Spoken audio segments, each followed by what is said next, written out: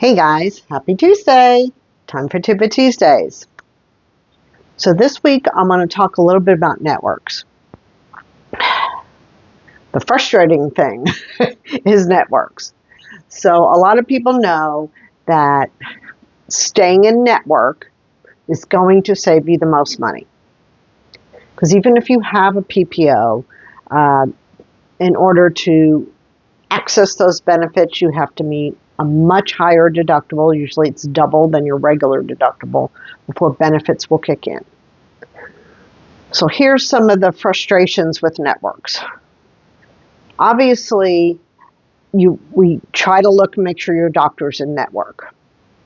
But what happens is sometimes providers leave networks mid-year, which is incredibly frustrating. You might get those letters in the mail that Blue Cross can't make an arrangement with Seton, and they're no longer going to accept Blue Cross and St. David's and Scott and White and all of that. So that does happen, and usually they reach an agreement, but sometimes they don't. And then there's something called ghost networks. Kind of what you think.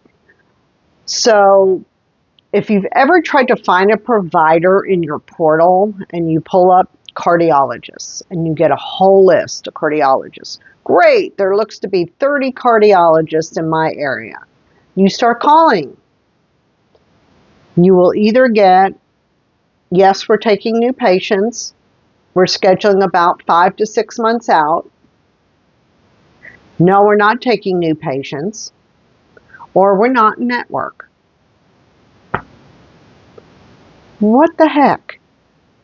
And this is happening more and more. This is one of the biggest frustrations I have with people with insurance companies, is they're trying to find a doctor in network, and they're using the list. They even call the insurance company, and the insurance company is either helpful or not. Just they're using the same list. They don't know. And there's doctors who said, we've never been in this network. We've tried to get off their list. They won't take us off the list. Again, there's doctors that were on the list, and then the lists are not updated when they do drop out. Doctors move from one location, from one practice to another, and they were in network at the other location, but not at this location. And again, they didn't notify the insurance company. Or even worse, if you have an HMO and you've not established a primary care doctor, now you have to do that first. And again, that wait could be months if you don't already have an established relationship with the primary care doctor. And then once you get in to see that doctor, then you can get referrals from them. I try to counsel all my people that if you don't have a primary care doctor that's already in network, please find one immediately. Set up an appointment so you can be established. Because when you call and you need a referral, patients who are established can get in quicker than a new patient. And this is due to scheduling. They can only schedule so many new patients in a week because they have to be able to take care of their existing patients. So that's why the wait can be so long for new patients.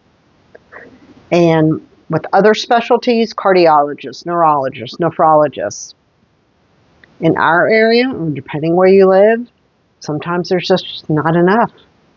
And that's the other thing that adds on to the wait being so long, is that you can't find a doctor that has availability quicker than several months out. It's crazy. It's crazy, and it's frustrating. Honestly, I would be a supporter of regulating that insurance companies have got to get their directories accurate.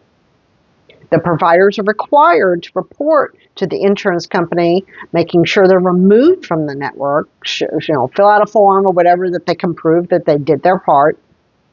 And insurance companies should have to have a timeline too, to make sure their directories are updated in a timely manner.